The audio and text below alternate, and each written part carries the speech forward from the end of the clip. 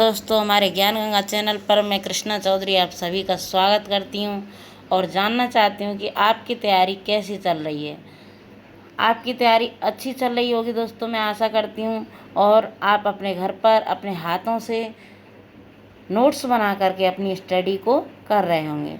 दोस्तों, अपने माता पिता के चेहरों पर खुशियां लाने का एकमात्र यही उपाय है कि आप अपने हाथों से स्वयं के बनाए हुए नोट्सों को पढ़ें और उनको मन लगा करके याद करें। क्योंकि दोस्तों, अगर आप ये समझते हैं कि अगर आप एक दो बार असफल हो गए हैं सीटेट या टेट में, तो दोस्तों आप असफलताओं से सीखते हैं। आप असफलताओं से ये सीखते हैं कि एक बार असफल होने से हम ये शिक्षा लें कि हम बार बार असफल ना हों, क्योंकि गलतियों से ही मनुष्य सीखता है दोस्तों। और आप सब कुछ कर सकते हैं। हम अपने आप को भाग्यशाली समझते हैं दोस्तों कि आप जैसे ब्रिलियंटों को हमें पढ़ाने का मौका मिला है और आप ब्रिलियंट हैं। आप ब्रिलियंट क्यों हैं? क्योंकि दोस्तों आप नहीं जानते कि आप अथाह ज्ञान के भंडार हैं दोस्तों। जो एक इंटेलिजेंट बॉय पढ़ता है और जो मेरिट में सिलेक्शन जिसका होता है, उसके पास भी वही माइंड होता है दोस्तों, और आपके पास भी वही दिमाग है। क्योंकि आप अपनी शक्तियों को नहीं पहचानते, आप अपने दिमाग को स्वयं नहीं पहचानते। आपको नहीं पता दोस्तों कि आप में अथाह ज्ञान भरा हुआ है। आप अपने स्वयं के ज्ञान को पहचानो कि आप कुछ भी कर सकते हैं। Nothing is impossible, everything is possible. आप सब कुछ कर सकते हैं दोस्तों, और सब कुछ संभव है। हम आपको पढ़ाने या पढ़ाने वाले कौन होते हैं दोस्तों? हम तो एक निमित्त मात्र हैं। हम तो आपकी शक्तियों को एक जगाने का काम कर रहे हैं। आपका जो ज्ञान है उसको एक जगाने का, जागरूक करने का कार्य कर रहे हैं दोस्तों। नहीं, पढ़ना तो आपको स्वयं ही है, और स्वयं ही आप पढ़ते हैं और स्वयं ही आप TET, CTET, super TET crack करते हैं।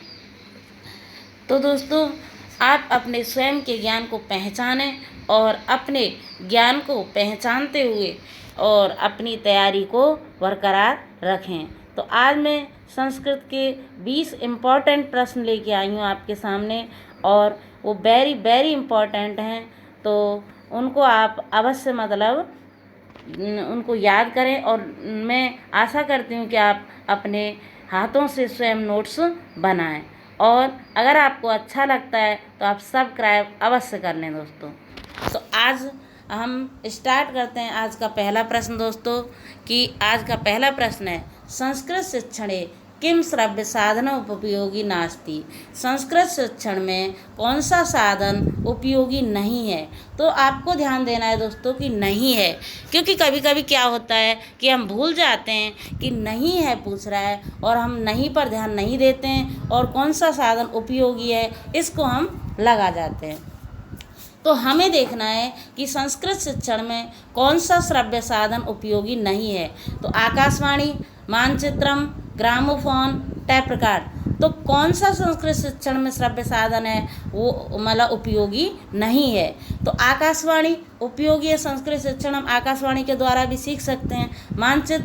मानचित्र देखते हैं। ग्रामोफोन बहुत ही उपयोगी है, टेप रिकॉर्ड के द्वारा भी हम सीखते हैं। तो जो नहीं है वो है मानचित्र, क्योंकि मानचित्र के द्वारा हमें संस्कृत का कोई भी ज्ञान नहीं मिलता है। तो मैं आशा करती हूँ कि आपकी समझ में आ गया होगा। अगला प्रश्न है आपकी स्क्रीन पर दूसरा, संस्कृत अध्यापकस्य अभिन्न मित्रम अस्ति। संस्कृत अध्यापक का सबसे अच्छा मित्र कौन सा है? संस्कृत अध्यापक का सबसे अच्छा मित्र कौन सा है? तो श्यामपट्टः, चार्टः, चित्रम, मानचित्रम। तो सबसे अच्छा मित्र है वो आप सभी जानते हैं दोस्तों कि श्यामपट्ट के बगैर एक अध्यापक दोस्तों कुछ नहीं कर सकता। श्यामपट्ट के बगैर एक अध्यापक कुछ भी नहीं कर सकता। तो ऑप्शन सही होता है हमारा ए, श्यामपट्टः। अगला प्रश्न है आपकी स्क्रीन पर, भाषा शिक्षणस्य महत्वपूर्ण विशेषता अस्ति। भाषा शिक्षण की महत्वपूर्ण विशेषता है। तो भाषा शिक्षण की महत्वपूर्ण विशेषता कौन सी है? व्याकरणस्य ज्ञानम, व्याकरण का ज्ञान, व्यवहार ज्ञानम, शुद्ध उच्चारणम, विद्यार्थिनां रुचि। तो जो भाषा शिक्षण है उसकी महत्वपूर्ण विशेषता दोस्तों शुद्ध उच्चारण है, शुद्ध उच्चारण है। ऑप्शन सही होता है हमारा सी।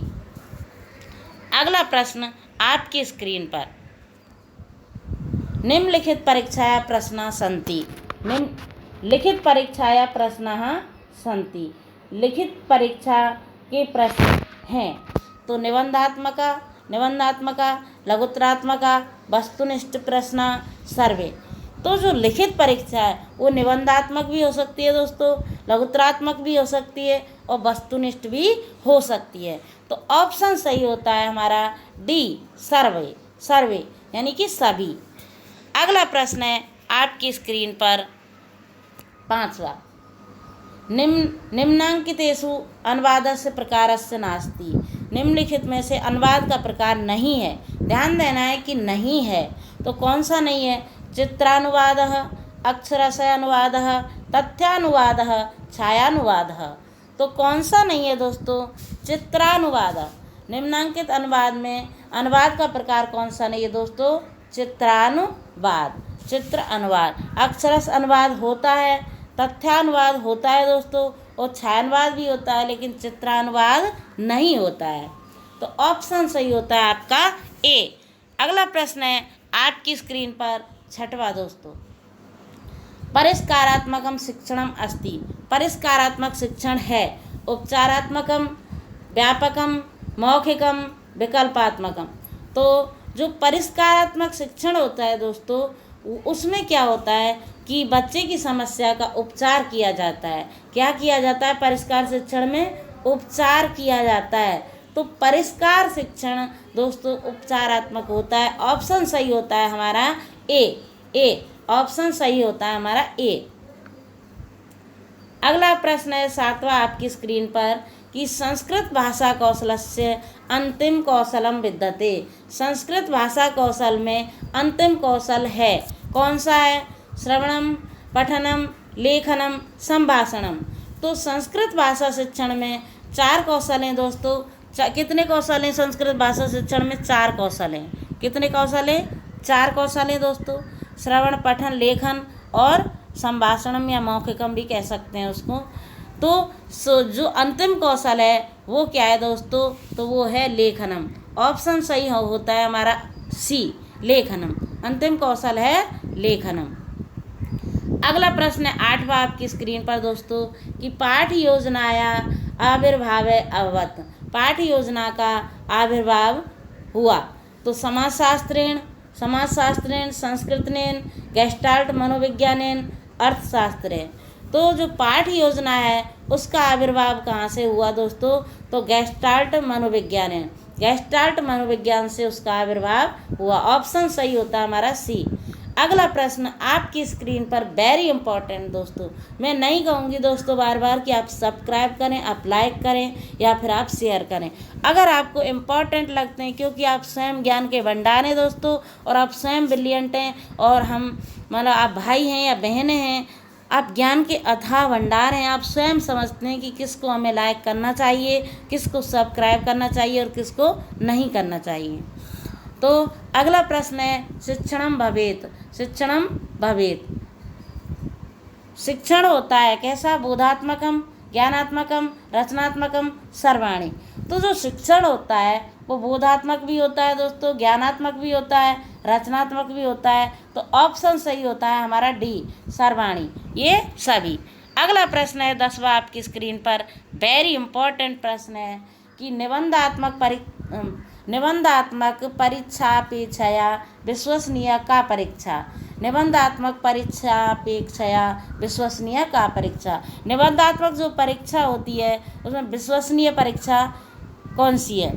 विश्वसनीय का परीक्षा। तो विश्वसनीय परीक्षा कौन सी है? तो साक्षात्कार परीक्षा है क्या, मौखिक परीक्षा है क्या, वस्तुनिष्ठ परीक्षा है क्या, या लिखित परीक्षा है?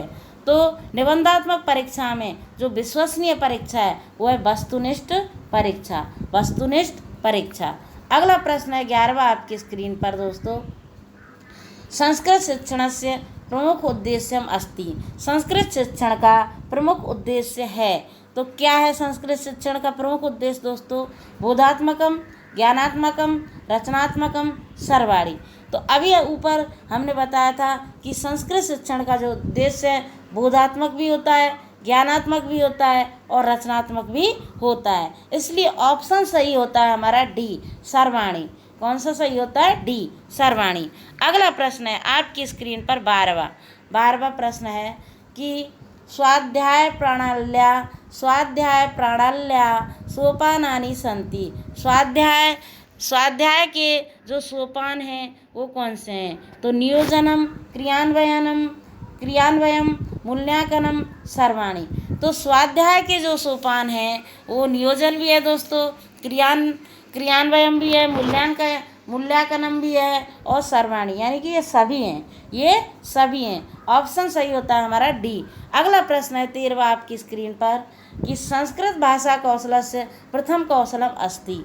तो संस्कृत भाषा कौशल में पहला कौशल कौन सा है? अभी पूछा था कि अंतिम कौशल कौन सा है? अंतिम कौशल है दोस्तों लेखनम। तो पहला कौशल कौन सा हुआ? तो सबसे पहले हम क्या करते हैं कि 4 कौशल होते हैं दोस्तों, 4 कौशल। कितने कौशल होते हैं? 4 कौशल, पठनम, लेखनम, श्रवणम और संभाषणम। तो सबसे पहले हम क्या करते हैं कि सुनते हैं। क्या करते हैं? शिक्षक की बात को सुनते हैं। तो पहला कौशल हो जाएगा वो है आपका श्रवणम।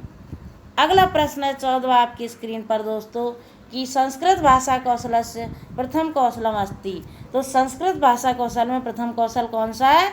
श्रवणम। अगला प्रश्न है आपकी स्क्रीन पर दोस्तों, संस्कृत शिक्षणे परंपरागत सहायक उपकरणम अस्ति। संस्कृत शिक्षण में परंपरागत सहायक उपकरण है दूरदर्शनम, श्यामपट्टः, चित्रम, आकाशवाणी। तो जो संस्कृत शिक्षण में सबसे ज़्यादा सहायता करता है वो उपकरण है आपका श्यामपट्टः,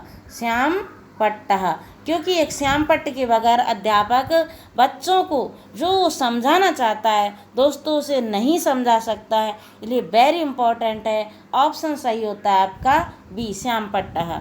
अगला प्रश्न है आपकी स्क्रीन पर 16वां प्रश्न, संस्कृत भाषा सर्वाधिक समीचीना भाषा कथ्यते। जो संस्कृत भाषा है उसके सबसे नज़दीक भाषा, उसके समान भाषा कौन सी है? तो दूरदर्शनार्थम, संगणकार्थम, चित्रार्थम, ध्वनि विस्तारक यंत्रम। तो सबसे समीचीन भाषा है वो है संगणकार्थम। इसलिए ऑप्शन सही होता है हमारा बी। अगला प्रश्न है 17वां आपकी स्क्रीन पर, बुनियादी शिक्षा केन प्रवर्तिता। बुनियादी शिक्षा के प्रवर्तक कौन हैं? बुनियादी शिक्षा के प्रवर्तक कौन हैं? तो राजेंद्र प्रसाद महोदयन। क्या राजेंद्र प्रसाद हैं? एन गोपाल स्वामी। तो क्या एन गोपाल स्वामी हैं? डॉक्टर सुनीत कुमार चटर्जी। क्या डॉक्टर सुनीत कुमार चटर्जी हैं? अथवा महात्मा गांधी महोदयन या महात्मा गांधी हैं? तो ऑप्शन सही होता है हमारा महात्मा गांधी महोदयन, क्योंकि बुनियादी शिक्षा के प्रवर्तक कौन है? महात्मा गांधी। अगला प्रश्न है आपकी स्क्रीन पर 18वां, रिक्त स्थानम पूरित्वा सुक्ति संयोजत है। रिक्त स्थान की पूर्ति करके सुक्ति को पूरा कीजिए। संज्ञा शक्ति कलो धर्मे कार्ये युगे वर्षे। तो संज्ञा शक्ति कलो युगे, ऑप्शन सही होता है हमारा सी। अगला प्रश्न है आपकी स्क्रीन पर आज का 19वां, तो मौखिक परीक्षाया प्रकरणानि सन्ति। मौखिक परीक्षा प्रकरण है शलाका परीक्षा, शास्त्रार्थम, भाषणम, सर्वाणी। तो मौखिक परीक्षा हम किसके द्वारा करते हैं कि शलाका परीक्षा के द्वारा भी कर सकते हैं, शास्त्रार्थ के द्वारा भी हम मौखिक परीक्षण कर सकते हैं और भाषण के द्वारा भी हम मौखिक परीक्षण कर सकते हैं। इसलिए ऑप्शन सही होता है हमारा डी। ऑप्शन सही होता है हमारा डी कि सर्वाणी यानी ये सभी। आज का अंतिम और लास्ट प्रश्न है दोस्तों 20वां। अगर आपको अच्छा लगे तो सब्सक्राइब करना दोस्तों, नहीं लगे तो कोई बात नहीं, आप किसी दूसरे मतलब जो भी अध्यापक आपको अच्छे लगते हैं उनसे पढ़ सकते हैं। तो आज का लास्ट प्रश्न है, चतुर्विध भाषा कौशलेषु द्वितीय कौशलम अस्ति। द्वितीय कौशलम अस्ति, तो चतुर्विध भाषा कौशल में दूसरा कौशल कौन सा है? तो श्रवणम है क्या? श्रवणम, संभाषणम, पठनम, लेखनम। तो दूसरा कौशल कौन सा हो गया? संभाषणम। कौन सा हो गया दोस्तों? संभाषणम। कौन सा हो गया दोस्तों? संभाषणम।